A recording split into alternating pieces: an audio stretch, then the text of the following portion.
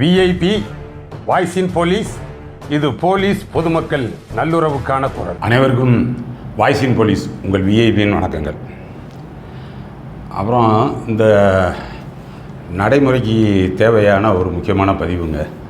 1/7/2024 முதல் 3 புதிய சட்டங்கள், மேஜர் ஆக்ட்ஸ் அமலுக்கு வருது. ஆனால் இது தொடர்பாக ஏற்கனவே பாராளுமன்றத்தில் சட்டம் நிறைவேற்றப்பட்டு ஜனாதிபதி ஒப்புதலுக்கு போய் எல்லாமே முடிஞ்சிருச்சு. இப்போ அவங்க டேட் ஃபிக்ஸ் பண்ணிட்டாங்க, 1/7/2024 இது அமலுக்கு வருது அப்படின்னு சொல்லி மத்திய உள்துறை அமைச்சகம், மத்திய சட்ட அமைச்சகம் எல்லாம் அறிவிச்சிருச்சு.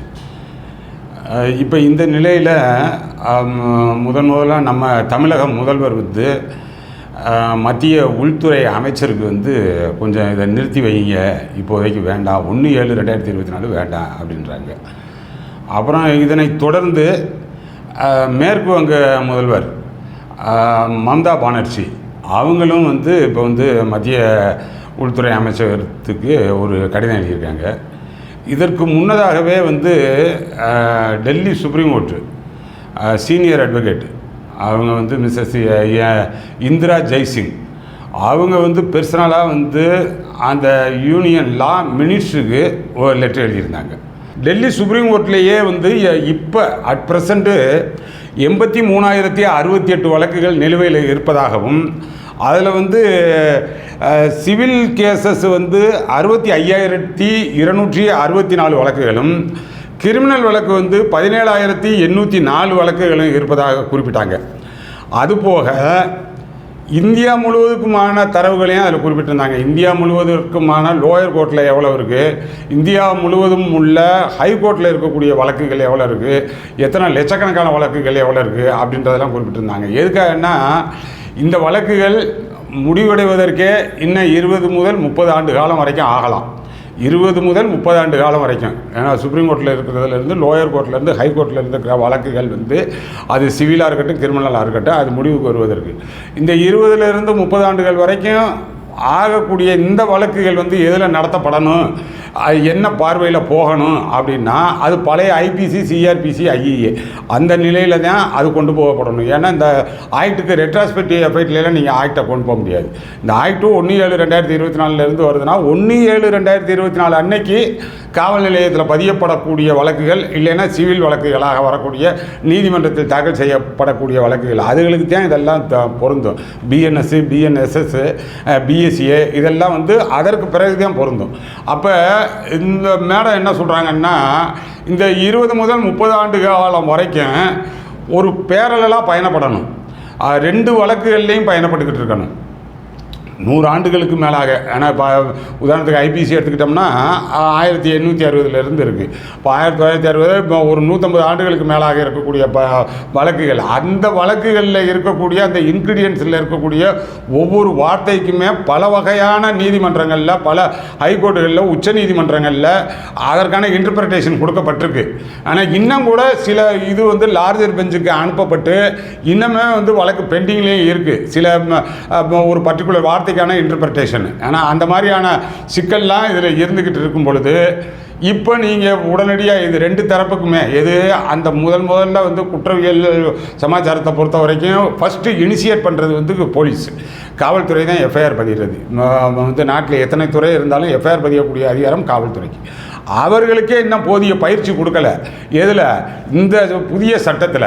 அதே மாதிரி இதை எடுத்தவுடன் முதல் நிலையில் கையாளக்கூடிய நீதித்துறையில் இருக்கக்கூடிய அந்த லோயர் கோர்ட்டினுடைய நீதிபதிகள், ஏன் உயர் நீதிமன்றங்கள் நீதிபதிகளுக்கு கூட இன்னும் இதில் பயிற்சி கொடுக்கல அப்படின்னு சொல்லி குறிப்பிடுறாங்க அவர்களுடைய கடிதத்தில்.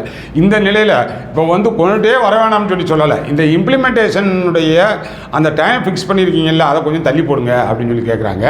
மேற்கு வங்க முதல்வரும் அதைத்தான் தள்ளி போடுங்க அப்படின்னு சொல்லி கேட்குறாங்க. நம்ம முதல்வரும் அதுதான் எழுதியிருக்காங்க. நம்ம முதல்வர் ஒரு சில அந்த புதிய சட்டத்தினுடைய சட்ட பிரிவுகளை குறிப்பிட்டே சொல்கிறாங்க. ஆனால் இப்போ பழைய இதில் ஐபிசியில் உதாரணத்துக்கு 302 இருந்துச்சுன்னா அதற்குரிய தண்டனை, ஏன்னா மர்டர் கேஸுக்கான தண்டனை. அதே இது வந்து இப்போ இதில் வந்து பிஎன்எஸ்ல வந்து 103 மாறுது. அதில் வரும்போது அந்த இதுக்கு வந்து 2 வகையான தண்டனை, 2 வகையான பிரிவு காமிக்கிறீங்க. அந்த 103 வந்து கிளாஸ் 1 கிளாஸ் 2, ஆனால் 2 பிரிவுகளுக்குமே ஒரே தண்டனை காமிக்கிறீங்க அப்படின்னு சொல்லி ஒரு இடத்துல குறிப்பிடுறாரு. அப்புறம் வந்து இந்த பாரதிய நியாய சன்ஹிதா, பாரதிய நகரிக் சுரக்ஷா சன்ஹிதா, பாரதிய சாட்சிய அபிநயா இப்படின்ற இந்த டைட்டில் பூராமே வந்து இப்போ வந்து சான்ஸ்கிரிட்டில் இருக்குது.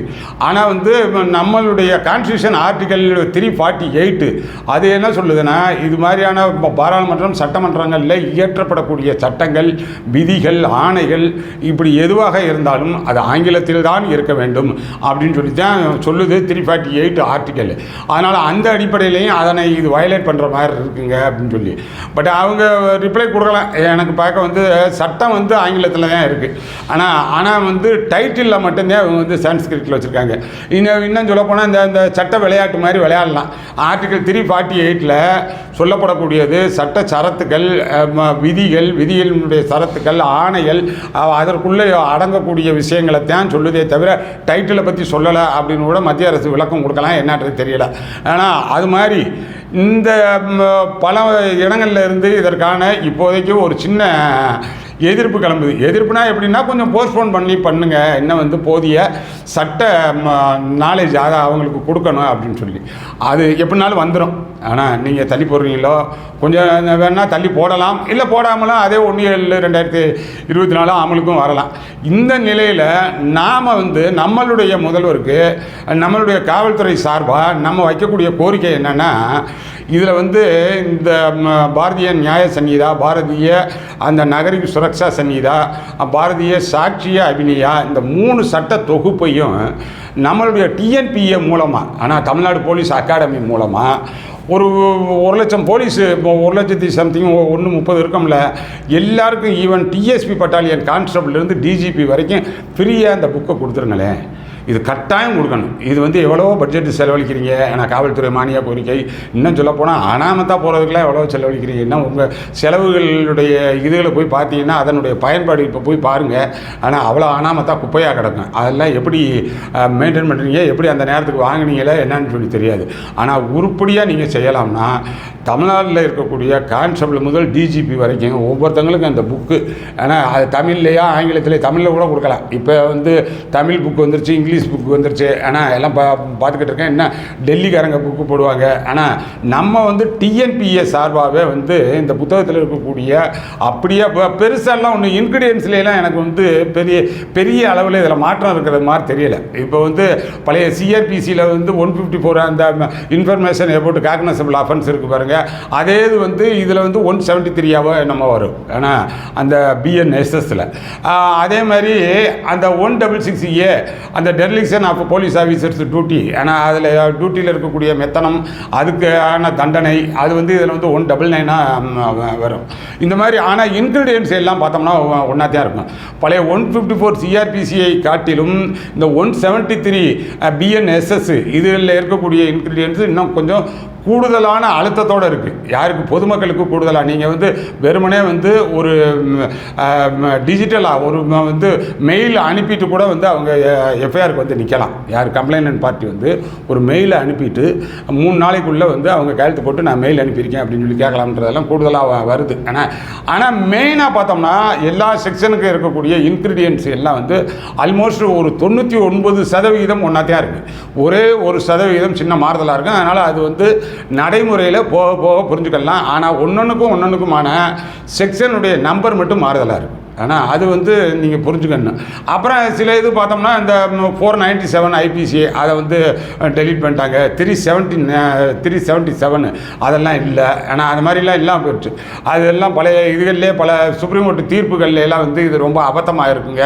எது 377 எடுக்கும் பொழுது 497 எடுக்கும்போதெல்லாம் சுப்ரீம் கோர்ட்டே சொன்னாங்க, ஒரு பெண்ணை வந்து உடைமை மாதிரி பார்க்கக்கூடிய ஒரு நிலையை உலகாலமாக வச்சுருக்கமே அப்படின்ற மாதிரி ஒரு ஃபுல் பெஞ்சு அது குறித்து கருத்தெல்லாம் தெரிவிச்சிச்சு. அந்த அடிப்படையில் அதெல்லாம் நீக்கிட்டாங்கன்னு வைங்க, பல இது வந்து ரிப்பீல் ஆயிடுச்சு.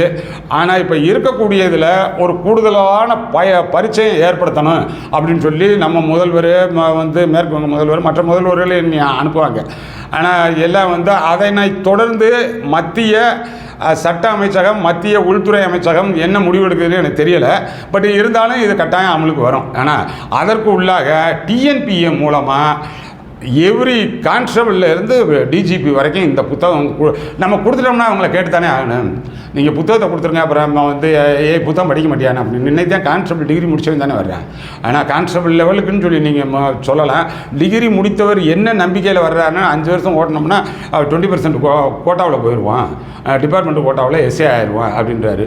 அப்போ வந்து கான்ஸ்டபிள் லெவலுக்கு வர்றவர் டிகிரி முடிச்சுட்டு நல்ல ஒரு அடிக்குவேட் நாலேஜோட தான் வர்றாரு, அவர் படிச்சுட்டு போகிறாரு. நீங்கள் புத்தகத்தை கொடுத்தீங்கன்னா whenever ஃப்ரீ அவர் வந்து படிக்கிறதுக்கான டயத்துக்கு பயன்படுத்திட்டு போகிறாரு. எப்படினாலும் படித்து தான் பார்ப்பாங்க. அதனால் இது வரைக்கும் ஐபிசி தெரிஞ்சு சிஆர்பிசி தெரிஞ்சு ஓடிக்கிட்டு இருக்கக்கூடிய அதே விஷயந்தான் இதில் என்ன நம்பர் மட்டும் தெரிஞ்சுக்கிற போகிறாங்க. இதுக்கு முன்னாடி தெரியலைனால் கூட ஐபிசி சிஆர்பிசி ஐஏ பற்றி போதுமான அறிவு இல்லைனால் கூட இது கொடுங்க. அதிகப்படியாக இன்சர்வீஸில் கிளாஸ் எடுக்கிற மாதிரி பாருங்கள். இது வந்து போதுமான அளவுக்கு இன்சர்வீஸுக்கு நல்ல ஒரு போதுமான நாலேஜபிள் பெர்சன் போடுங்க. இது வந்து போலீஸை விட்டே போடுறீங்க இல்லை, ட்ரைனிங் இந்த பிஆர்எஸ்க்கெலாம் பிஆர்எஸ்ஸு அந்த பிடிசி டிஎன்பிஏ இதுக்கெல்லாம் வந்து அந்த இன்ஸ்பெக்டர் தான் இல்லைன்னு சொல்லி போடுறீங்கல்ல, அதெல்லாம் ரொம்ப அபத்தம். அதெல்லாம் முடியாது. உங்கள் இன்ஸ்பெக்டர் முடியாது, உங்கள் டிஎஸ்பி முடியாது, கட்டாயம் முடியாது. அட்வொகேட் லெவலில் நல்ல சீனியர் அட்வொகேட்டு, கிரிமினல் சைடு எடுக்கிறதுனா கிரிமினலில் சீனியர் அட்வொகேட் அவங்கள என்கேஜ் பண்ணுங்கள், பணம் செலவழிங்க. அப்போ இந்த இன்சர்வீஸுக்கே வந்து அட்வொகேட்டை கொண்டு போங்க. இன்சர்வீஸுக்கு எஸ்ஏ கொண்டு போய் எடுக்க விட்டுறது, இன்ஸ்பெக்டர் கொண்டு போய் எடுக்க விட்டுறது அப்படின்னா அவர் என்ன எடுத்துருவார். ஆனால் அங்கே இருக்கக்கூடிய இன்ஸ்பெக்டருக்கு எடுக்கிறது இன்னொரு இன்ஸ்பெக்டர் எடுக்கிறாரு, அங்கே இருக்கக்கூடிய எஸ்ஐக்கு எடுக்கிறது இன்னொரு இன்ஸ்பெக்டர் எடுக்கிறாரு. அதெல்லாம் பத்தாது. இன்சர்வீஸ்லாம் பக்காவாக வந்து நீங்கள் அந்த எல்லா இதுலேயுமே இப்போ மதுரை இன்சர்வீஸ்னால் மதுரை ஹைகோர்ட் அட்வொகேட்டை என்கேஜ் பண்ணுங்கள், அவங்கள கூப்பிடுங்க, அதற்கான பணம் நல்லாவே செலவழிங்க. அவங்களும் போலீஸோட ஒரு நெருக்கமான டைப் இருக்கிறதில் விரும்புவாங்க. ஏன்னா லோக்கல் கமிஷனர் கூப்பிட்டா வரமாட்டாங்களா, எஸ்பி கூப்பிட்டா வரமாட்டாங்களா, வருவாங்க. ஒரு நல்ல டைப்பில் இருக்கணும்னு சொல்லி தான் நினைப்பாங்க. அதனால் அதெல்லாம் கொஞ்சம் பார்க்கலாம். இதுதான் சொல்லணும் போல் இருந்துச்சு. கட்டாயம் இந்த புதிய சட்டத்தினுடைய அதிகப்படியான ஆக்சஸ்ஸு இந்த கான்ஸ்டபிள்லேருந்து நம்ம எல்லா அனைத்து மட்டங்களில் இருக்கக்கூடியவர்களுக்கும் இது நல்லா தெரியணும். சட்டம் தெரியாததனுடைய விளைவு தான் வந்து போலீஸ் சந்திக்கக்கூடிய அதிகப்படியான இடர்பாடுகளுக்கு காரணமாக இருக்கிறது என்று நம்புகிறேன். இன்னும் நீங்கள் போக போக ஆனால் வந்து இந்த தேர்ட் டிகிரி மெத்தடு, ஆனால் துப்பாக்கி எடுத்தேன், என்கவுண்டர் போட்டேன், அந்த கதையெல்லாம் எடுக்காது. காவல்துறையில் இருக்கக்கூடியவர்கள் நீங்கள் இந்த போலீஸையும் காப்பாற்றணும் அப்படின்றத நினச்சா உயர் அதிகாரிகள் இவர்களுக்கு சட்ட அறிவை மேம்படுத்துவதற்கான நடவடிக்கையாக இதெல்லாம் எடுங்க. நம்ம சேனல் இன்னும் சப்ஸ்கிரைப் பண்ணாமல் இருந்தீங்கன்னா சப்ஸ்கிரைப் பண்ணுங்கள். நான் இந்த இது வரையில் காவல்துறைக்கு தேவையான சட்டங்கள் குறித்து இதில் சொல்லலாம் அப்படின்னு சொல்லி எடுத்து வச்சுருக்கேன். நிறையா குறிப்பு எடுத்து வச்சுருக்கேன். வரையில் மெயினாக வந்து இந்த அரெஸ்ட்டு 154, ஆனால் இந்த சார்ஜ் ஷீட் போடுறது, சார்ஜ் ஷீட்லாம் இப்போ என்னென்ன கண்டென்ட் இருக்கணும்னு சொல்லிலாம் வந்து இப்போ சுப்ரீம் கோர்ட்டே அதுக்கான டைரக்ஷன் கொடுக்குது. ஆனால் சார்ஜ் ஷீட்டில் 173 இருந்துச்சு பாருங்கள், அதெல்லாம் பத்தாதுன்னு இந்த அளவுக்கான கண்டென்ட் இருக்கணும். அதனால் அது குறித்து அவ்வப்போது வந்து வாய்ப்பு கிடைக்கும் பொழுது அது குறித்த ஒரு வகுப்பு மாதிரியோ இல்லைன்னா ஒரு டிஸ்கஷன் மாதிரி நடத்தலாம் அப்படின்னு சொல்லி நினச்சிக்கிட்டு இருக்கேன். அதனால் நம்ம காவல்துறையை சேர்ந்த நண்பர்கள் அதிகப்படியாக இதனை வந்து நீங்கள் சப்ஸ்கிரைப் பண்ணி கொஞ்சம் தெரிஞ்சுக்கிறதுக்கு, சட்ட அறிவை வளர்த்துக் கொள்வதற்கு இந்த சேனலுடைய சொல்லக்கூடியதை ஒரு வாய்ப்பாக பயன்படுத்துவீங்கன்னு நினைக்கிறேன். அடுத்தடுத்த நல்ல பதிவுகளில் சந்திப்போம்.